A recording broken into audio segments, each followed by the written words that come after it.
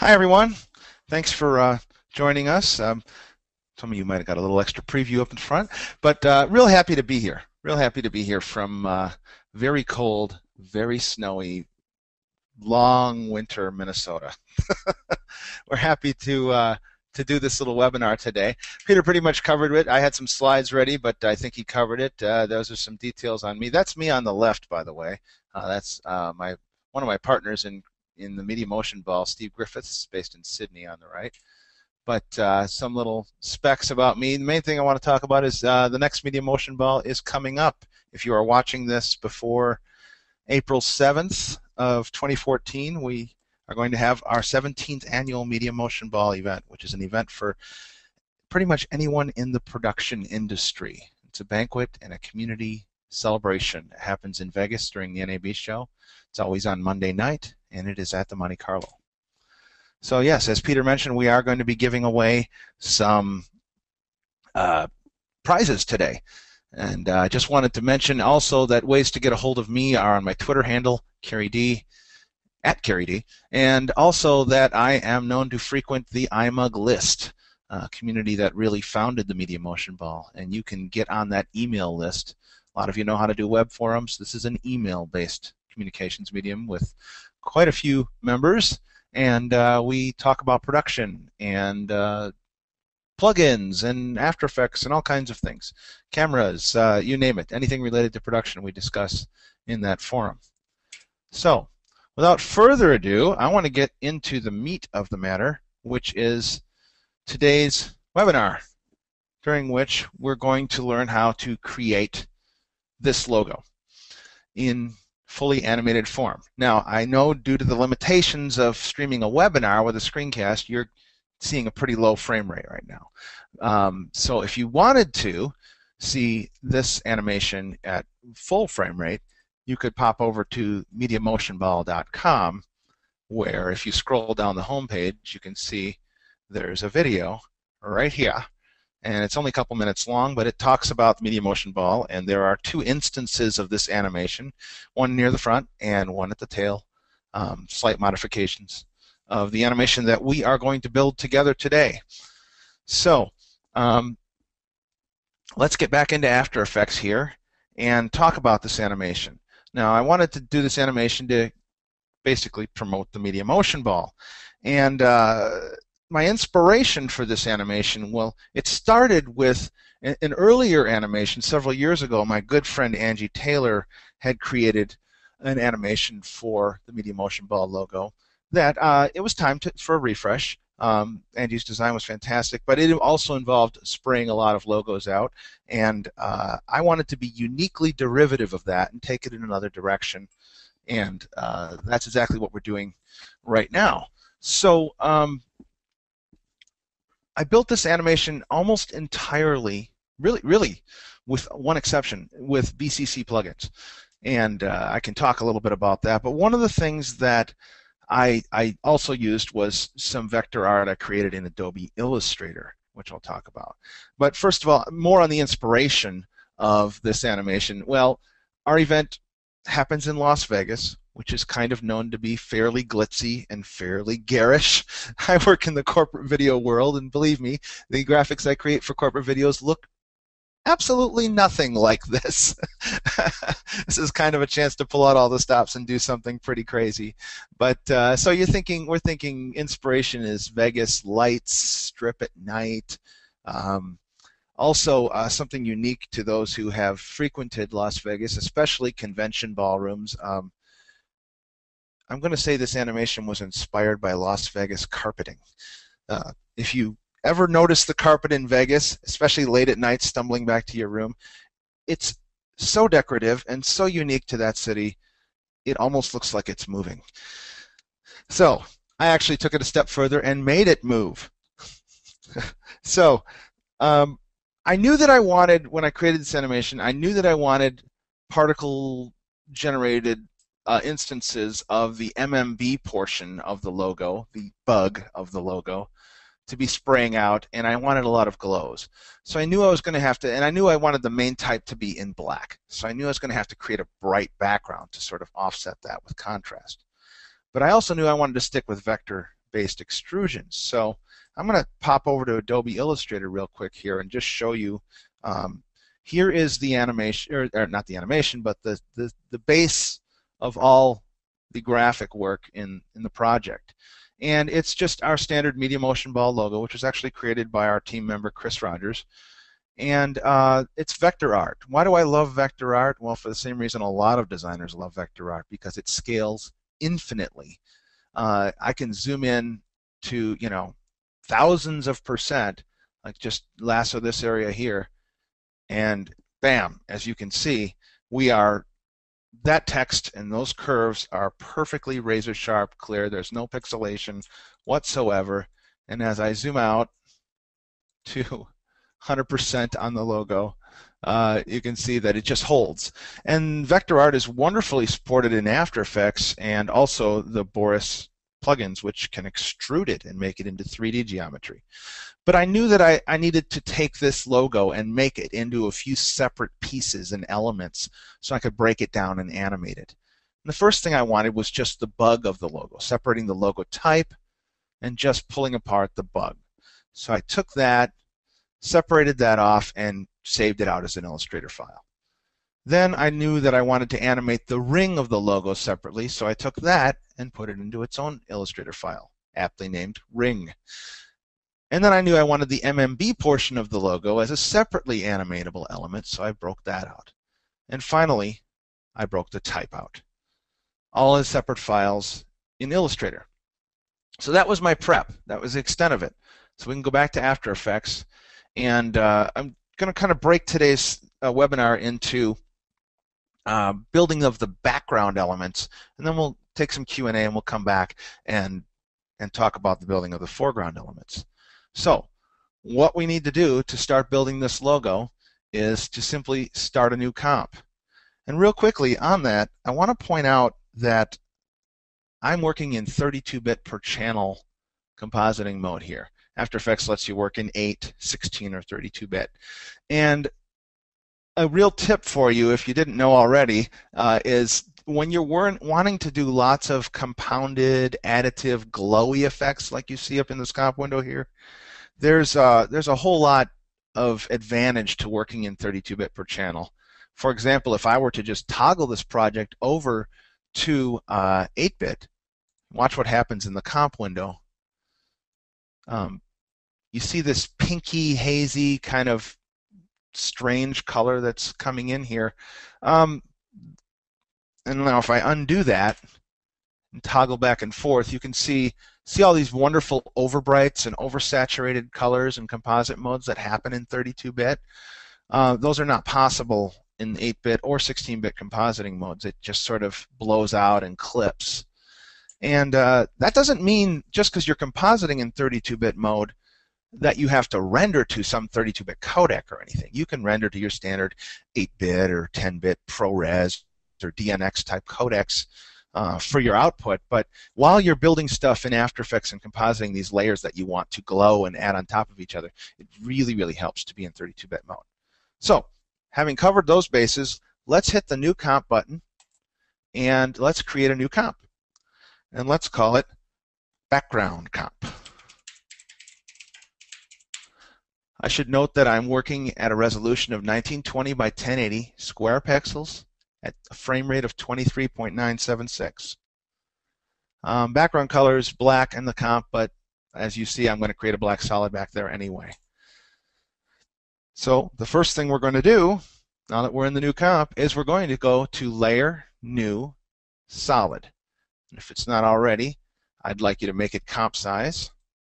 And let's select the color. It's currently on white. Let's make it black. Why do I want to put a black solid in the back of a comp that already had a black background? Well, it's sort of a hedge. If I dynamic link this into a Premiere timeline or something like that, or composite it over something else, I want to make sure that there's no transparency evident. You know, if you toggle the transparency mode with the layer off, you can see that it's a fully transparent background, and I just want the background to be a total solid black. That's our basis for building this animation on. And sort of reverse engineering it, I want to put those particle MMBs flying out, but I want to build a bright background for them to stand out against first. So the first thing I'm going to do is go ahead and create another solid. And I could go back to Layer, New Solid, but in this case, I just want another black solid. So I'm just going to select it and hit Control-D on PC, Command-D on Mac, and duplicate it. But then I'm going to tap the Enter key, and I'm going to type in Strands. I'm going to name this layer Strands. I'm going to move over to my effects window, and I'm just going to search for BCC Organic Strands. There we go. So I'm going to drag and drop that plugin onto the Strands layer. Now, Strands is basically a particle type generated effect. It is an effect that generates by itself. And as I sort of preview through this comp, by the way, I should have pointed out that the comp is just 2 seconds long. I don't need any more time than that. This is a quick splash animation just to reveal the logo. So I built the comp at 2 seconds long. But one thing that's unique to all the particle systems generators, including the Strands version, is that they are sort of auto-animating. They're being generated and they're moving. They're being calculated in 3D space. If you flew the camera around it, you'd see 3D on it. So let's just park this about the 1 second mark at the midpoint. And I'm going to go up to the plugin controls here and just start stepping through presets. And you can see there are a whole lot of options of presets. Of course, I'm not one to typically use presets straight up. I like to take them as a basis of inspiration, but then make them my own. So this one here called Cool Energy Paths might look a little familiar if I step through it. It's blue, but it is the one that I built the MediaMotion ball logo on, and I'll show you what I kind of did here to alter that. So first of all, I'm going to twirl into the render portion of the plugin, and I'm sorry, not the render program. I'm going to go into Strands and close up render. There's so many controls in these plugins. You can get really creative, but you can also get a little lost if you don't stay organized. But they're really powerful plugins, and they're infinitely tweakable. So I already know that one of the things I want is I just want more of them. So the first thing I want to do is increase the count on the strands way up. It's defaulted to 32. I'm going to go way up. Keep going, keep going. I'm thinking somewhere around 235, give or take. Looks pretty good to me. And as far as color, I know I want to be in the golds or the yellows. There's a choice of color here. There's a pop-up menu that gives you a lot of choices for randoms and gradients. In this case, I want to stick to one color because there's already a lot of variance in there, but I want to get out of the blues and into some yellows. So I'm going to click the color patch and start dialing my color in here. Let's head down to the yellows, somewhere around here, and saturation. I want a little bit, yeah, actually right about there. As you can see, my actual color I'm selecting here in the window is almost down in sort of the brownish type end of gold, but look what's happening in the comp window. With all the additive features of the strands themselves, they're glowing pretty nicely. So I'm already happy with that, and with the auto animation capabilities as I cycle through the frames here, I'm actually really happy with that, and I'm ready to move on. So I'm ready to add some additional particles on top of this because I want some almost like star particles. So to do that, I'm going to use a different plugin that generates particles. I'm going to start that by building a solid. I'm going to go to Layer, New, Solid. You're going to get used to this one. You're going to be doing this a lot on this animation. The shortcut to create a new solid is Control-Y on Windows and Command-Y on Mac. So black solid, comp window. Color doesn't really matter here because we're going to obliterate it with a plugin anyway. So we're just going to name it. I like to stay organized here instead of having 10 layers called black solid. I'm going to name this one Star Particles and hit return. Ah, everything disappeared. Well, that's because we have a black solid on top. Not to worry, that will be rectified as soon as we apply the next plugin. So we're going to search for a plugin called BCC Particle Emitter 3D. There we go. I see it here in the list. I'm going to drag and drop that onto the layer. And right away I'm seeing through it, but I'm mostly seeing the strands below it. So what I'm going to do actually is just, for now, solo the layer. I'm going to toggle my transparency back off so I can see just what this plugin is generating. And right now it's a bunch of white dots, and if I hit the space bar, those white dots build and are moving out from the center. So I'm already kind of in the zone of where I want to be, but I want to do some customizations to this. So first thing I want is I want a lot more of them, and I want them moving faster, and I'm also going to address their size in a little bit. So let's just move up to the plugin controls and do some adjustments. So I'm going to move into the emitter section of the plugin, and there's a section here called birth rate, and we're currently at 40. I want that to be a lot more, and I mean a lot more. I'm going to go way up, way up, way up, probably about 1200, 1218 maybe, something like that. Yeah, we're in the zone. And I like what they're doing, but they're kind of bunched up because their current speed is defaulted to 100. I want them moving a lot faster, more than 3 times faster. So I'm going to crank up the speed to roughly 320. And as I step through that, I can see now that, wow, they're really moving nicely. So, but they're a little too big, and I don't like the way their size is evolving. If you wonder why I'm not parking on the 0 frame, it's because particles have to generate over time. That isn't a keyframe thing. That they just kind of spawn and generate. They have a lifespan. Right now, the default lifespan up here is 2.00, and I'm actually happy with that. But I do want to adjust the way their size evolves over time. And to do that, there's some really great controls in the plugin. So if I move down here, from the emitter, I'm going to close up the emitter section and go down to particles. And see this little checkbox here called Use Size Evolution? I'm going to turn that on and light up the controls below it. Turn that on, and then I get this size evolve graph, which if you turn open, wow, cool, something graphical, something I can relate to. So I'm liking this, and the only thing I want to do is, right now, this is illustrating that as the particles are born, they're large, and they're climbing downward at a pretty steep pace.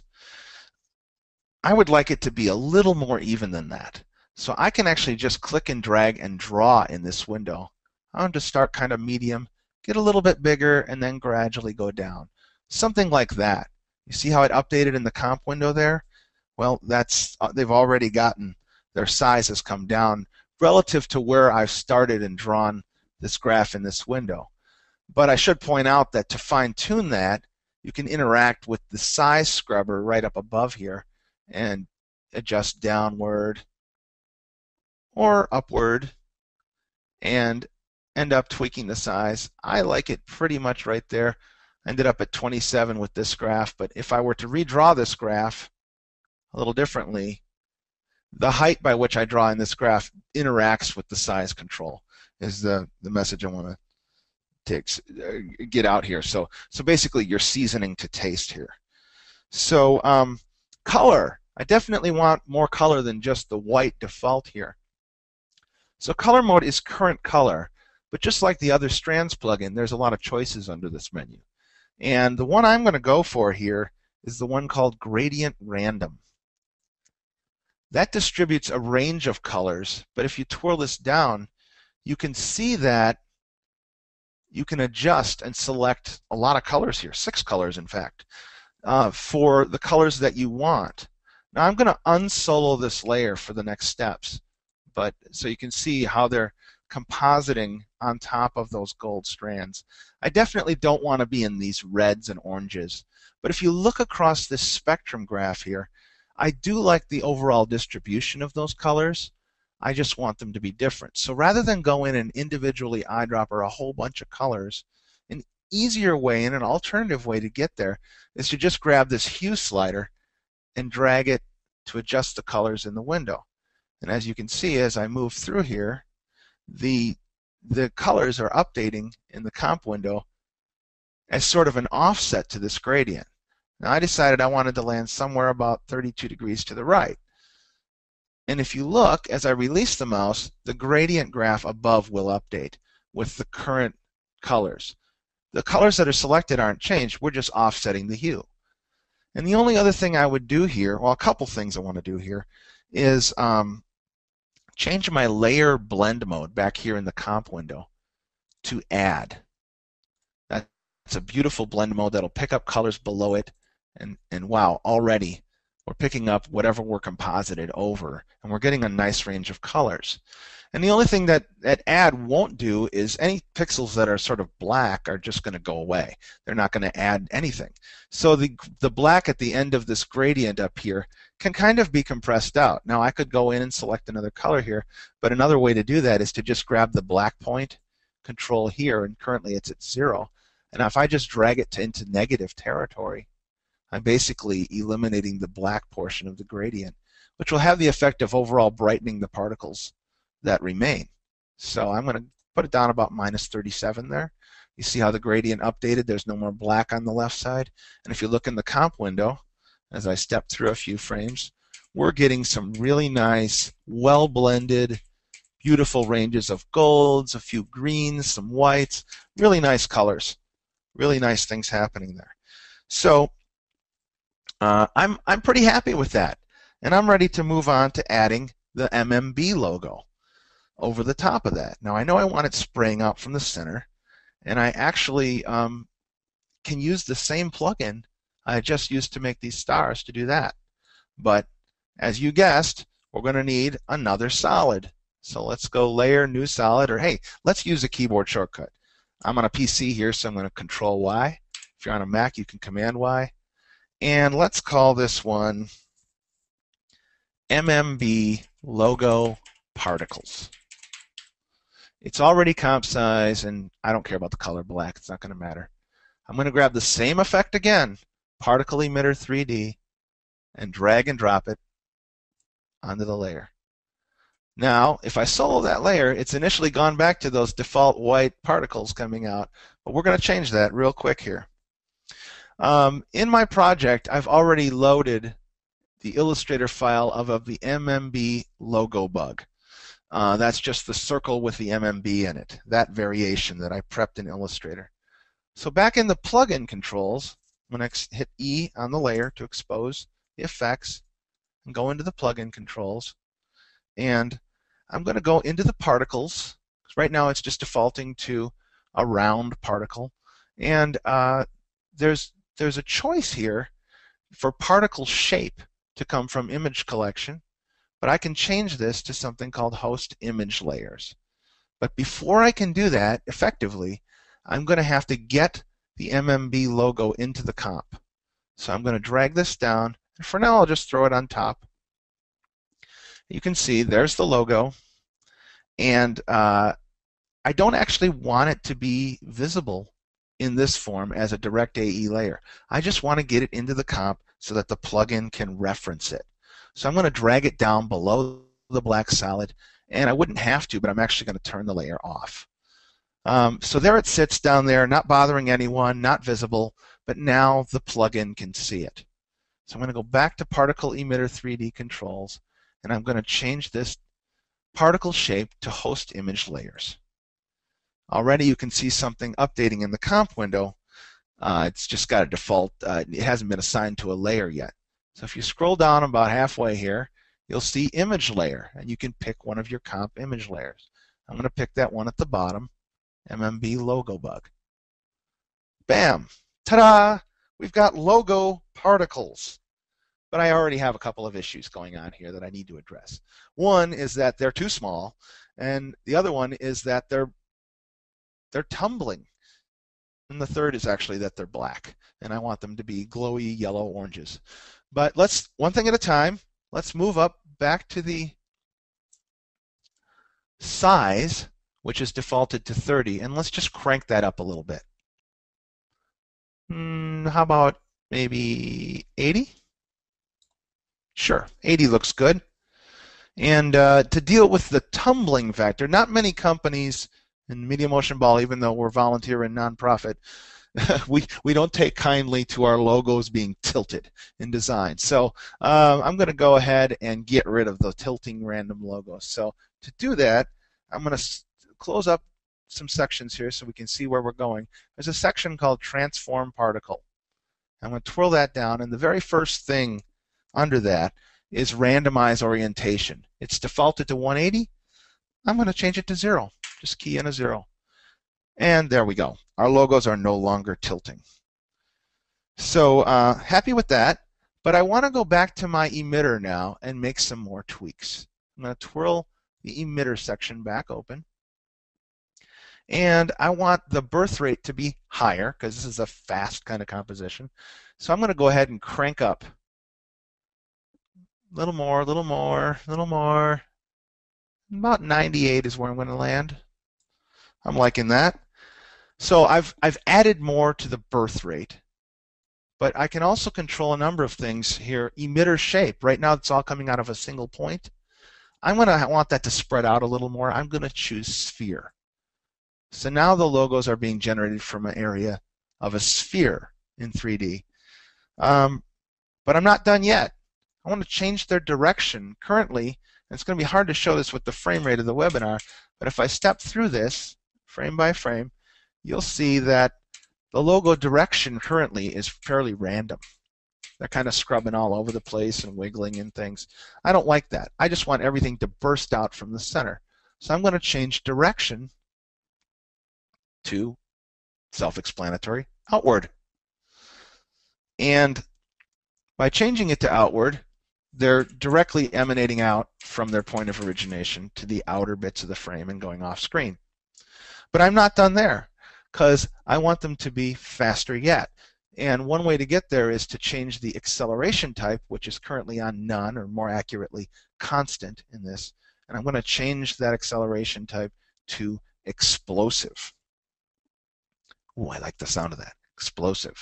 So now the logos are really moving out from the center, and I'm really liking the way they are revealing, except for one thing. You guessed it, the color. So I want to explain a little tip here about how After Effects plugins reference layers. I could easily colorize this logo a number of different ways. I could go back into Illustrator and pick a yellow color that I kind of sort of thought was the right color and see how, and save the file out and reload it into the plugin and see how that looked. But if I want to just stay in After Effects here and add the color here, it's a little more tweakable, a little more flexible, a little more within reach. So I could use the basic After Effects effect called fill to do that. But I'm going to run into a problem here. Fill defaults to red, and when you throw it on something like this layer here, you see the controls here. That's a very basic plugin. It'll just fill any layer with a color. It's not affecting us. Why is that, you might say? Well, the reason is that when a plugin like Boris Particle Emitter 3D references a layer as a particle generator, it's referencing the raw layer. It's not referencing any effects that you have applied within that composition. It doesn't look that far at it. So if I want to get color into this, I don't want to apply the fill directly here, but I want to pre-compose the layer and apply the effect inside a pre-comp. That'll get me around this issue. So what I'm going to do is select that layer and hit Control-Shift-C. That's Command-Shift-C on the Mac. It's a shortcut to basically pre-compose the layer. And I'm going to go ahead and say leave all attributes here, but I'm going to check this little box called Open New Composition. So when I hit OK, I end up in a comp that's just the size of that layer, so it's a little square, and we don't see anything because it's black on black. But if I toggle transparency, there's the logo. Now we take our friend, the fill effect, apply it, and obviously it defaults to red, but we can fix that. I kind of want to take it into the bright medium yellow sort of zone, somewhere around up in here, a little bit orangey maybe. And but I want it pretty bright, and I don't want the saturation quite so high because I want it to be able to blend and add. So somewhere in this zone is really close to where I want to be. I'm liking that. If I come back here, toggle the transparency mode, it'll help it pop a little more for you. That's where we're going. Now let's go back to our background comp. And ta-da! We have yellow logos. So I'm pretty happy with that. But overall, there's one more thing I'm not happy with, and that is that all these particles are currently 100% opaque. And I really want them sort of semi-transparent so they can sort of blend where they overlap. So I'm going to open up the particle controls within the Particle Emitter plugin and just reduce opacity a little bit, not a lot, maybe down around 70, 73, something like that. I'm pretty happy there. I like how they're blending right in here, or they're overlapping, but overall, I just feel like this needs more sex than it currently has. And luckily, there's a few plugins that can help me with that. And the one of the ones I want to add is the BCC Glint effect. And you'll see immediately as soon as I drop it on what this one does. So I'm going to add it to that same layer that's generating the MMB particles. And wow, we've got basically the effect of a camera star filter applied on these logos, which is great. But right now it's kind of a little too bright and a little white. And one of the ways I can do that is just take the glint color here.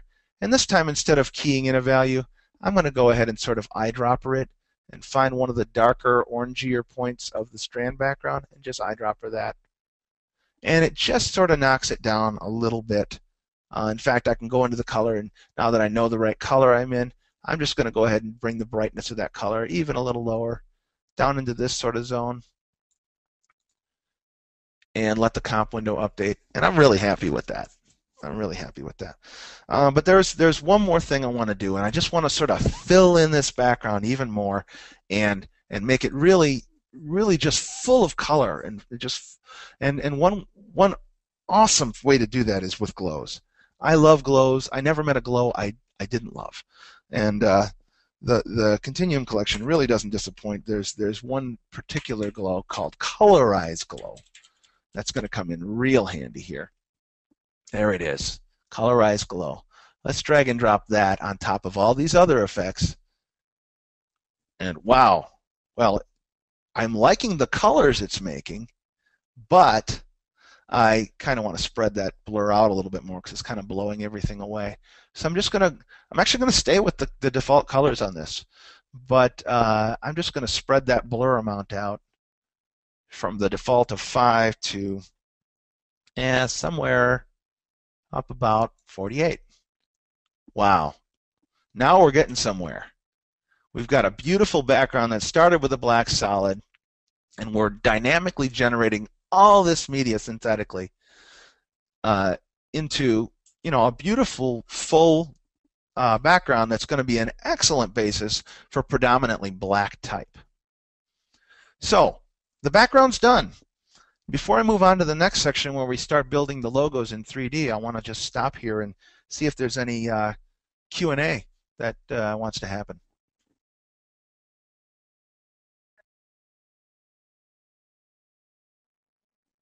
There we are. Hey, Carey, looking great so far. Really cool. I love that result, and it's taking you no time at all to flash through this. I'm just going to ask you if you could answer maybe just a couple of quick questions here, and then we can get back into things. And the first one was, I remember when we talked earlier that you were looking at using a MacBook Pro on this, but it looks like you have some Windows happening there and not Macintosh OS. Could you tell us a bit about the system that you're using and the specs and why you're using that machine? Sure. I am definitely in the world of being a cross-platform guy at this point in time, and I stick mostly to the Adobe suite for my production applications. In my frustrations with the waiting too long for the Mac Pro to come out, looking at it now, but this was a year ago, and I needed to go faster. And I've come to the point where I decided to build a PC and try everything on the PC, and I actually had a pretty good transition. Pretty much found equivalents for everything I wanted to do on the Mac.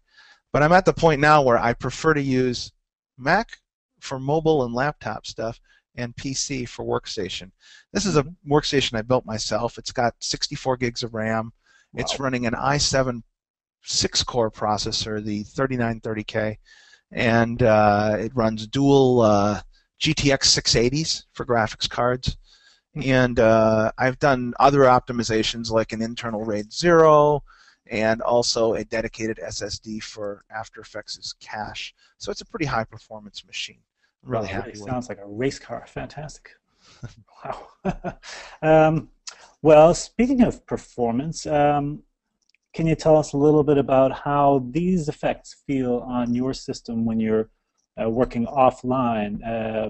You know, especially in particular in regard to GPU versus CPU, because many of the effects that you've shown today are all GPU-based effects. So they're all happening on the graphics card, but the last one that you put on there, the Colorize Glow, is a CPU-based effect. So could you please tell us a little bit about that, maybe how long they would take to render or what people could expect in terms of performance when using this stuff? See, I didn't even know. I actually do pay attention to GPU and CPU issues, but I actually wasn't aware of which of these effects were running on what part of my system.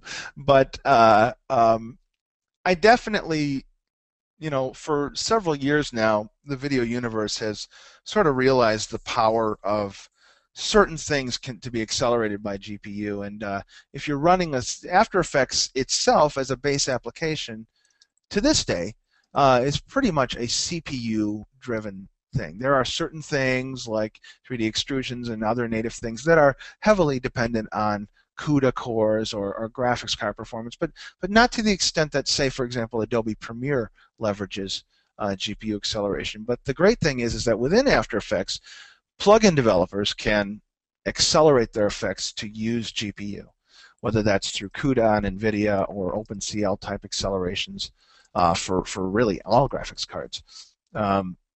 So my recommendation to everyone is definitely pay attention to having a high performance GPU in your system, the best you can afford. I'm running GTX class cards here, and I'm really happy with them. Others run Quadros. It's an important part of the overall picture. Here's another one for you, Carey. Let's see. Georgia McKenzie had a question about color depth, and she said, I had a question regarding channels. Is there a benefit to working in 8, 16 bits versus 32 bits? Well, the short answer is yes. There is a render penalty a little bit the higher your bit depth in terms of calculations. I do a lot of work in 8-bit comps to this day.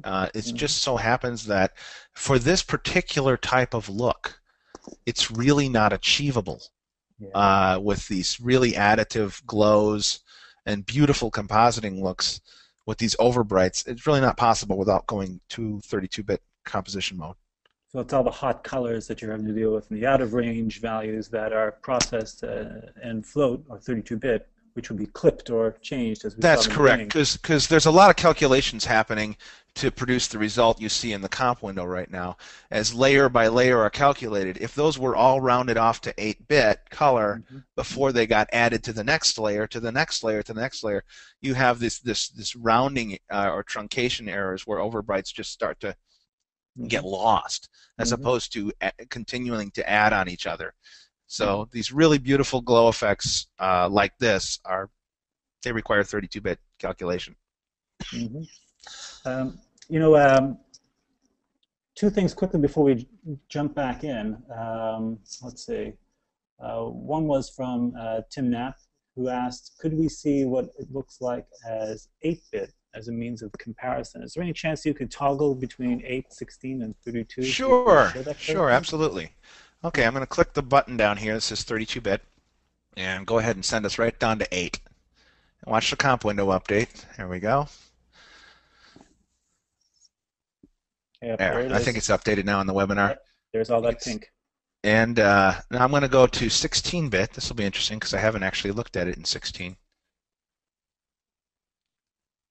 Not a whole lot different. Let me toggle that again. I'm going to undo.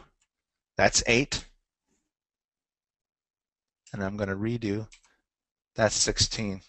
I notice a little depth in the lower portion of the frame changing, A little bit. but nothing in the realm of the overbright cluster in the center.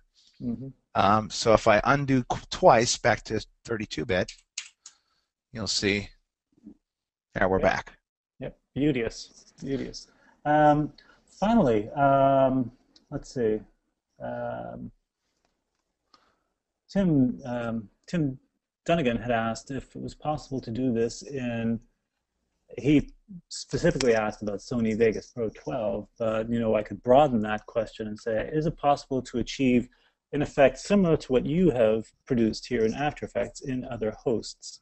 And I could start to answer that myself, and the short of it is yes, but there are caveats. So the level of integration that we have with Adobe in After Effects and our plugins is unparalleled across the rest of the supported host line.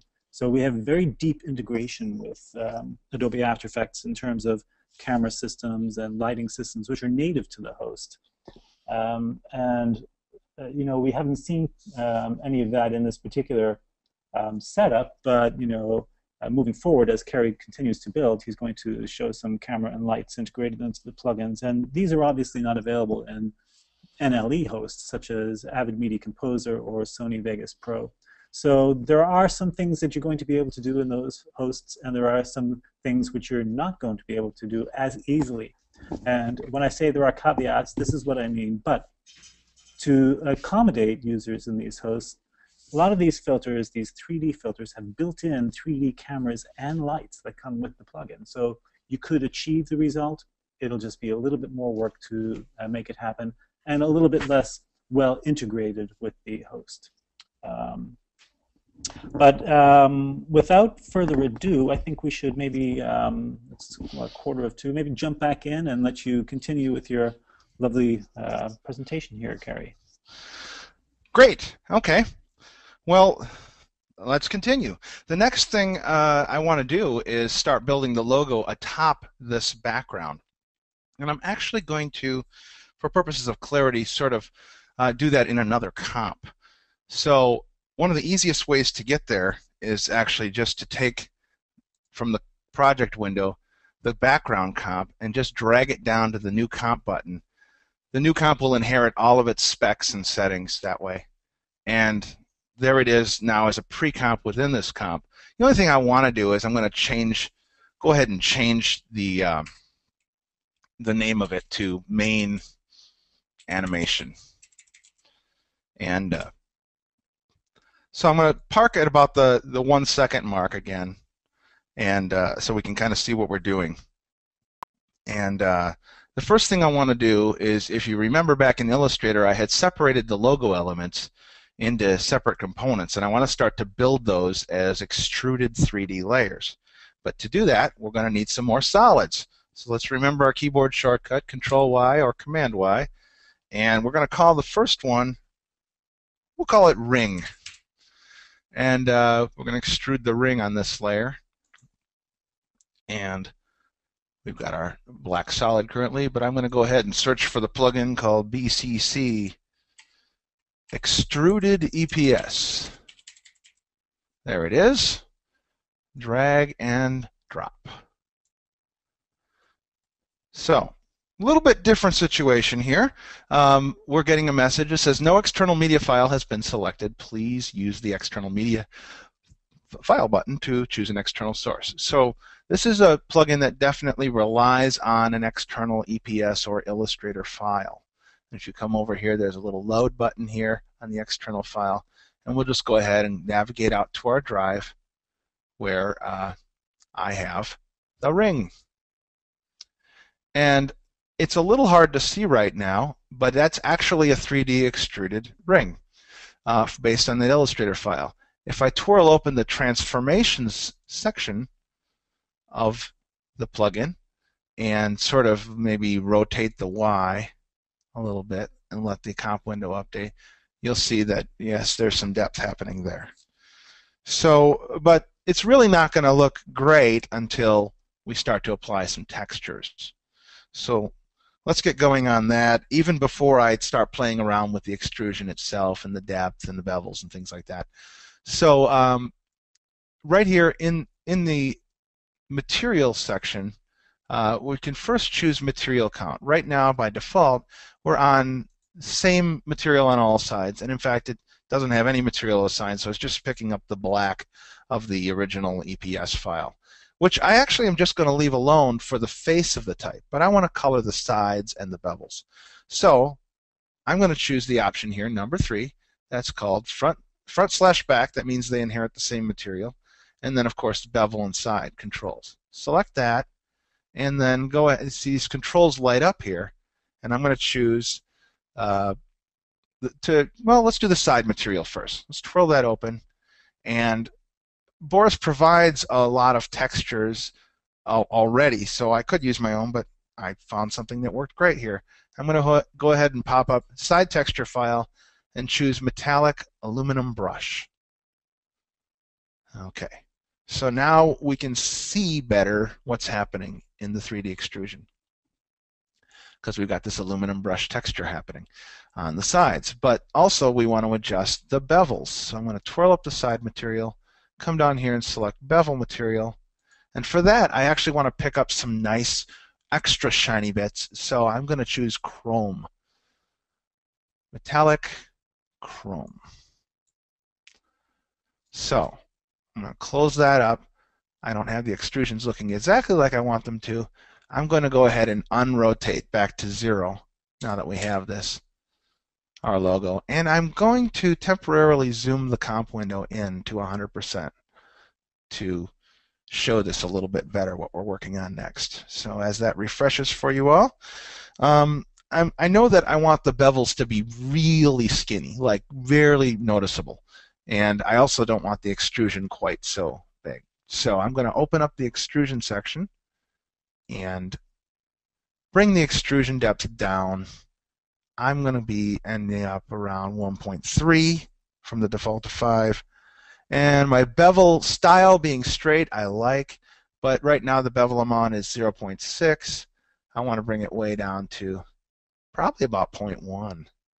I just want a hint of a bevel, just something to catch glint and light. So, yeah, that's about where I want to be. Now, if I rotate that a little bit sideways, you can kind of see that's where we're at. Sides are aluminum, the bevels are chrome. The faces, I'm just going to leave it black. So, looking pretty good. Let's go back to 50% view so we can see the whole picture here. And the next thing I want to do is, it's right in the middle of the frame, and I know I want to get type below it. So I'm going to, in the transformation section, you could do this actually by moving the solid layer, but I'm choosing to do it within the plugin here.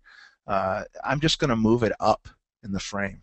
So I'm going to grab the Y and scrub it upward, dragging probably to, I'm going to guess about maybe 450 from its default center position of 540. So that looks good.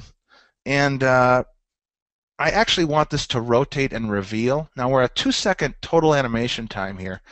So probably, and we're at 24 frames a second. So somewhere about the 3/4 of a second mark, or in my case, 18 frames from the beginning, I want it to land there. So I'm going to go ahead and set a rotate Y keyframe at 0 degrees there. And I'm going to come down to expose that keyframe. I'm just going to tap the U key while the layer is selected. And there's our keyframe. And let's go back to the beginning of the comp where I want to set an animation to rotate. So, and I want it to rotate about 90 degrees. So I'm just going to go ahead and scrub the value, and I can do it right here in the comp window as well. Or I can just click it and type in 90 degrees. There.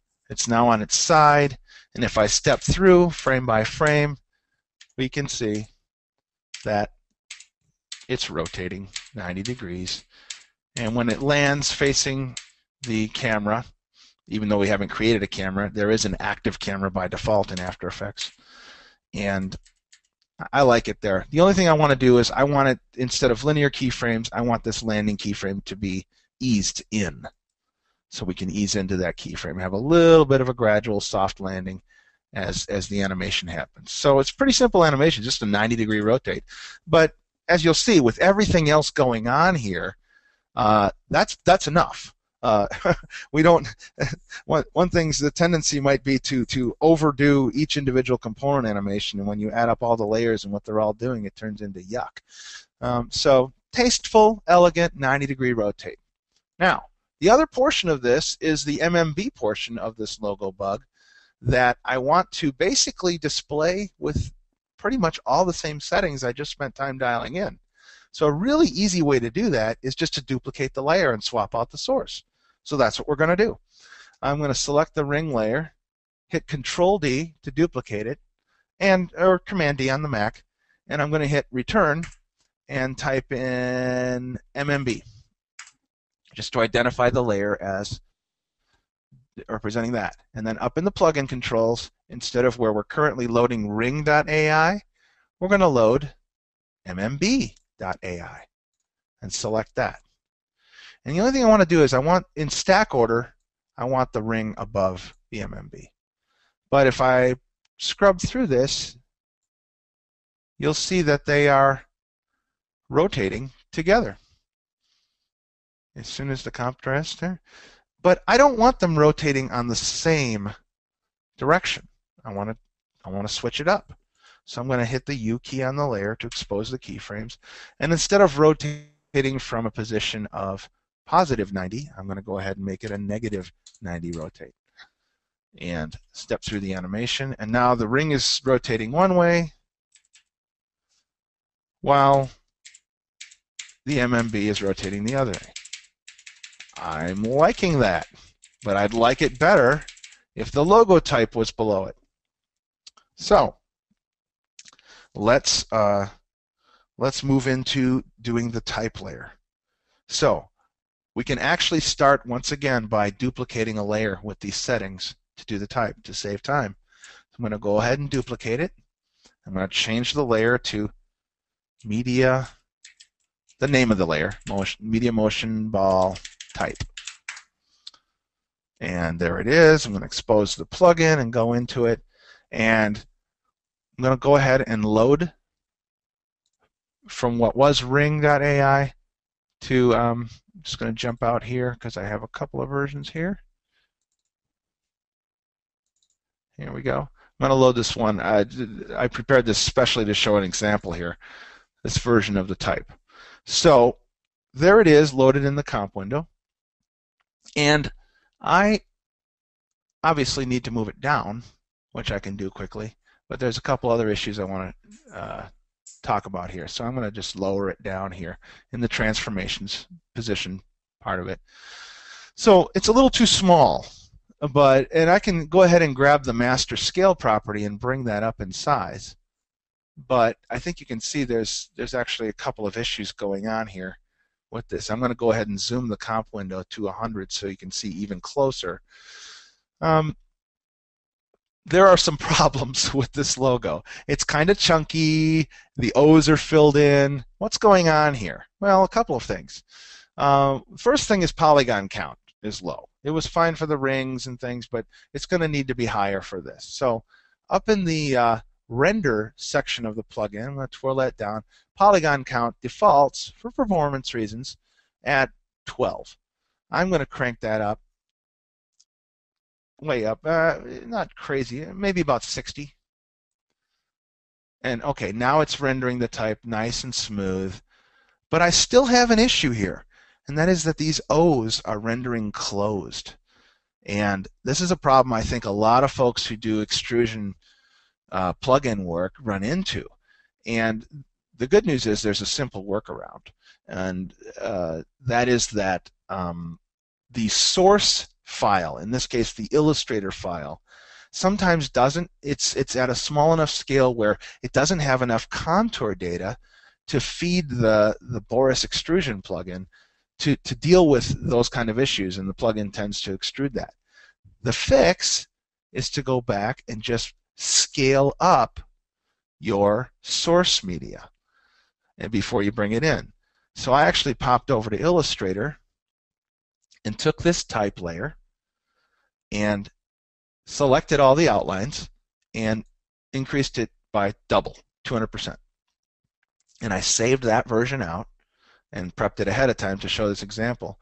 So if I just simply select the layer, I had one called small and I had a regular one here. Select the regular one. Okay, the size jumps higher. We can deal with that. But you can see that the O's are now rendering perfectly smooth, and overall everything just looks better. So the overall general principle fix to the closed sections of your letters problem is to just increase your source and then get back into the transformations on the plugin and bring the scale down. So you're just giving the plugin more information to work with as it does the extrusion. So as I scale that to 100%, let's zoom the comp window back out. I'm actually really happy with that. If I did anything, I might just slightly nudge it lower, about that far, with the transformations. Now, the other thing that it inherited when I duplicated the layer was that rotate. So if I move back into the animated part of the keyframes here, you can see that it's picked up the rotation of the ring itself. Now, I want to rotate this, but not on the Y. And here's a good tip for you. If you've got a layer in After Effects that has a bunch of keyframes you just want to get rid of, if you just move over to the stopwatch here and click it, you just turn it off, and all the keyframes for that property go away. So, having done that, let's move back in, but we're going to rotate X instead of Y. So let's set a landing keyframe at 18. Actually, I want to reset this back to 0. It inherited the properties before, so now we're at a landing keyframe of 0 degrees, and I'm going to go back and just rotate this in the X property to -90. I'm just going to key it in, -90. And as you can see, it's kind of laying on its side now, and we want to remember to ease the final keyframe so that it moves just like the others are moving. And as we step through here, we can see that it's just sort of standing up. And there's just one more thing I want to do to add more energy and excitement to this, and that is to just, rather than seeing, especially here at the start of the animation, it looks kind of stupid to just have all the elements just sitting there ready to rotate. So I'm just going to set up a camera to just pull out from that fireball in the center, and as it sort of steps through in those early frames and fills the frame. I don't want to see that emptiness, so I want to add energy through a camera move. And really simple camera move, but you can see how it adds so much. So let's say Layer, New, Camera. And I'm not going to change anything about these settings. I'm going to take the defaults, 50mm camera, and just apply it. You'll see nothing really changed yet because the default camera settings are the same. So let's just reveal with P the position property on the camera and click Position to set a landing keyframe here. But then let's put it back on frame 1 and let's drag the Z property to the right, dollying in, and nothing's happening. And the reasons nothing's happening is because I forgot a really important setting that is an awesome feature of these plugins, and that is each plugin can be told to use the comp camera. So these extruded EPS layers, I'm going to click Use Comp Camera on them. And because I did it before I duplicated them, I have to do it on all of them. I'm going to click Use Comp Camera. That will just use the settings of the After Effects comp camera and automatically position the 3D rendering and extrusion where it needs to be. So the other thing I'm going to do is take my background layer and turn that into a 3D layer here in the comp. So here we go. I'm going to zoom back, and now everything is zooming. I want to be starting a lot closer, somewhere way in here, like this. Now you say, oh, I see that ring there. That's okay.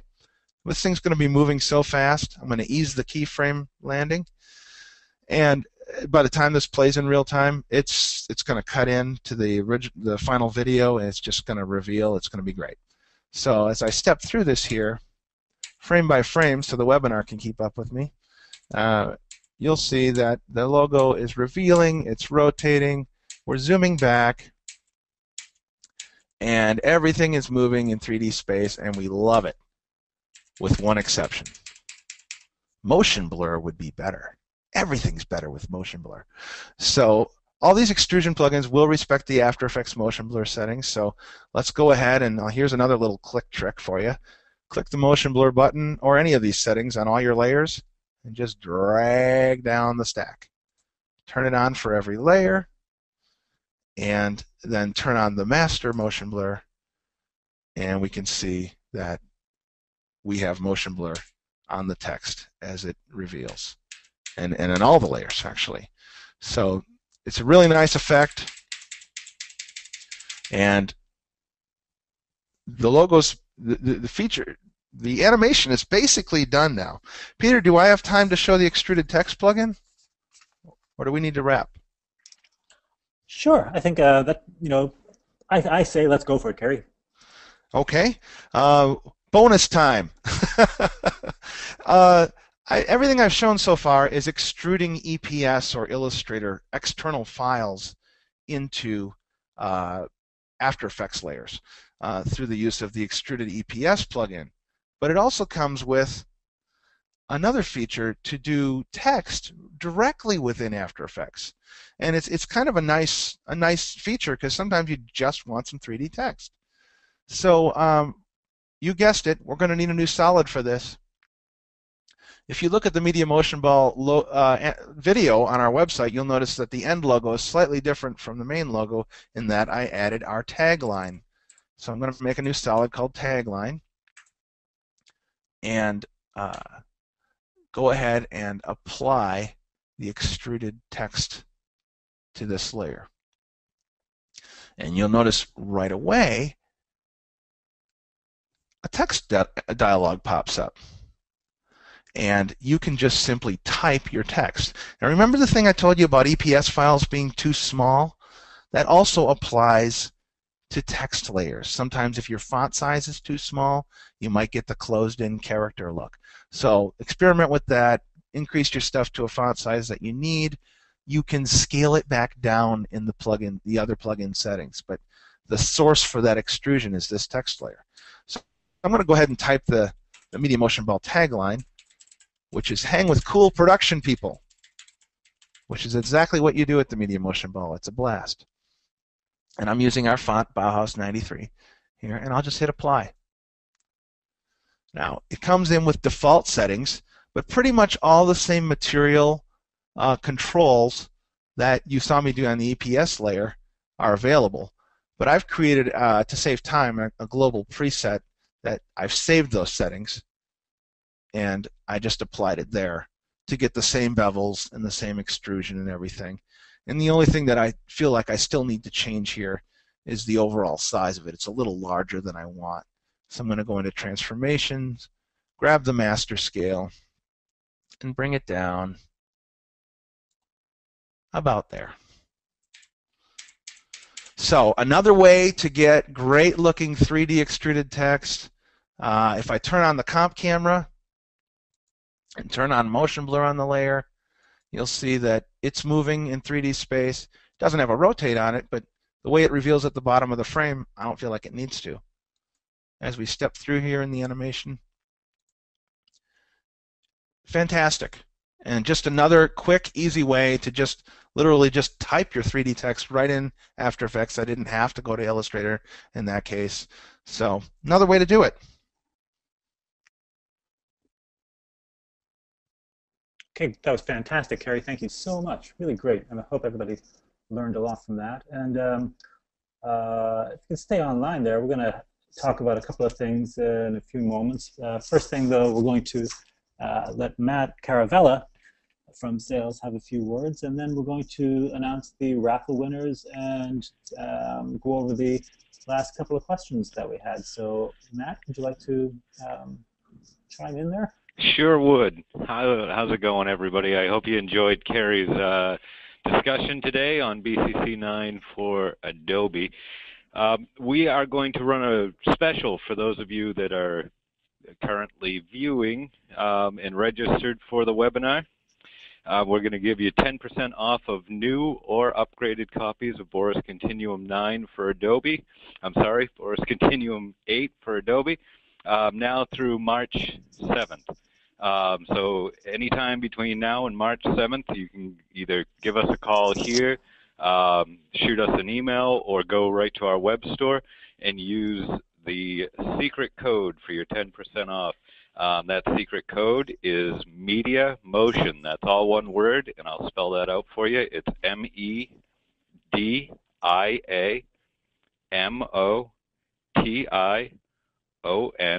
And when you place an order on the web store, you'll be asked for any promotional codes, and you can enter that in, and you'll receive 10% off of new or upgraded copies of Boris Continuum for Adobe. Thanks a lot, and I hope to hear from you guys soon. Cool. Thanks, Matt. I hope many people take advantage of that generous offer. And now I would like to announce the winner of today's raffle. So let's see. I have it here. Congratulations go to Kim Guthrie. Kim, you have won a copy of Boris Continuum Complete 8 for After Effects. And that's for either platform, Mac or Win. So we'll be in touch with you. Our Director of Marketing, Jesse Petrov, will be reaching out to issue that prize certificate. And, drum roll, Steve Hopper. Steve, you have won a 3-month subscription to Adobe CC. Lucky you. And lucky Kim. Congratulations, guys, and thank you for participating. So we'll just, I guess, chat for a few more minutes, and then we'll wrap up, and that'll be the end of today's webinar. But before we go, let's, Carey, if you have just a few more minutes of your time, and thank you for being here with us today. Really wonderful. I mean, some of the comments, wow, frankly, I am blown away. Awesome training from Dave Gallagher. And that, I think, echoes the sentiment of, I'm sure, everybody who watched today's webinar, Carey. That's just a beautiful job, really well done. And let's see, a couple of questions.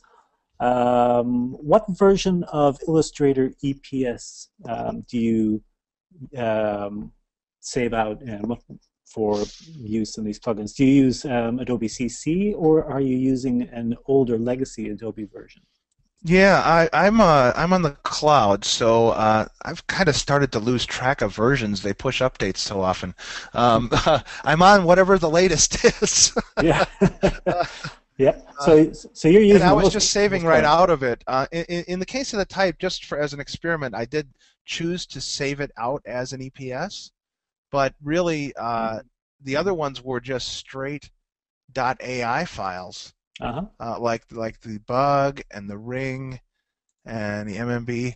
I mean, as far as tech support goes with Boris, I'm not even sure if there's a certain version that's recommended. It all just sort of worked for me. Yeah, I mean, sometimes we recommend that people use save out in a legacy format such as Illustrator 8, because that tends to work well. Certainly with Boris Red, that is recommended. But it seems that these filters are able to handle more recently formatted files from Illustrator. Let's see. Gosh, can you tell us a little bit about? Oh, wait a minute. Before I get into that, there were a couple of quick questions that I mentioned that we would talk about. Let's see. That was that one, and the EPS. Ah, yes.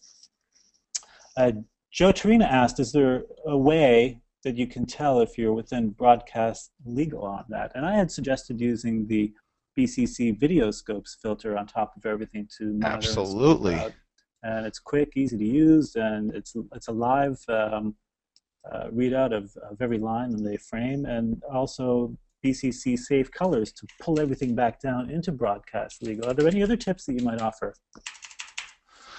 You know, the video scope, I'm just setting up a little instance of it here now Oh, cool. On an adjustment layer, just to kind of show what that looks like. It's a real handy way. If you were doing this for broadcast, I put this right to the web. But if you, for some reason, we were going to buy TV airtime to advertise the MediaMotion ball, not likely. But you would definitely want to get into the broadcast color spec. You can see that because we're in this 32-bit comp. If you look up here at the RGB parade or the waveform vectors in the top of the screen, you're gonna see that we are currently blowing way above 100 IRE. But you can clamp that down very obviously with and still kind of achieve the same look with broadcast safe. Mm-hmm. Mm-hmm. Carey, can you tell us a little bit about what people might expect to see at this year's MediaMotion Ball? Wow. We've been doing it a long time. Huh? Sorry, say that again. A, and B, how does everybody buy a ticket to the event? Okay, I'll answer the second part first.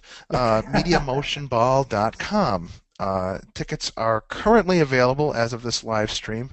Fair warning, we pretty much always sell out and expect to sell out well in advance of the event. So make your plans early. The event is April 7th. I would not be surprised if we sold out a week, maybe even up to 2 weeks prior to that. That's the way it's been going the last 5 or 6 years anyway. Mm-hmm. And you can actually come to MediaMotionBall.com and watch the video, see these animations in it, and see this will be updated over time as all the prizes become available, and you can actually click to buy a ticket here. So another thing that I'm really excited about at this year's MediaMotion Ball, you can see a little bit here, is that our keynote speaker is Doug Blush. Doug Blush is a documentary filmmaker who's been in the IMUG community since the very beginning, and he's had tremendous, tremendous success. Been nominated for Oscars several times. He's currently up on the final list for the documentary 20 Feet from Stardom, where he was supervising editor, and we are just pulling for him on March 2nd to win that Oscar, and I really hope that they do win that Oscar. So Doug is going to be sharing some of his experiences working from essentially a home office, editing all these award-winning, Sundance-winning, dramatic, Eddie Award-winning documentaries that cover all range of topics, from the entertaining to really serious issues. Doug is our guest speaker, and he has dyed-in-the-wool IMUG blood all the way through. He's been with our community forever, and we're just so delighted to get him on stage this year. In addition to that, this is a full gourmet sit-down dinner. A select number of sponsors have tables during our cocktail hour before we sit down to dinner, and it's a very informal. There's no selling. It's a chance to get your questions answered off the bustle of the show floor. And then sit down to a fantastic meal with great wine and great dessert, and all through the night we give away lots of prizes. Some of those prizes are going to be Boris effects, and we're just really delighted to do this. We do this all volunteer. There's about 35 of us who volunteer for the team every year, and we have no profit motive, and the tickets are $49, which is actually really cheap considering the actual cost is double that, and it's defrayed by sponsors who subsidize this event, and we're really thankful for that. But that's what it is. It's a celebration of the production community, and all are welcome. The only thing I warn you is get your tickets early. Fantastic. I hope to see you there, Carey, and everybody else that was here today, and many others that were not. And I would like to thank you again for your wonderful presentation. It really was fantastic, and for everybody's time to sit through today's webinar. And that's about it, so we'll wrap up, and I'll see you in Vegas. Thanks. See you then.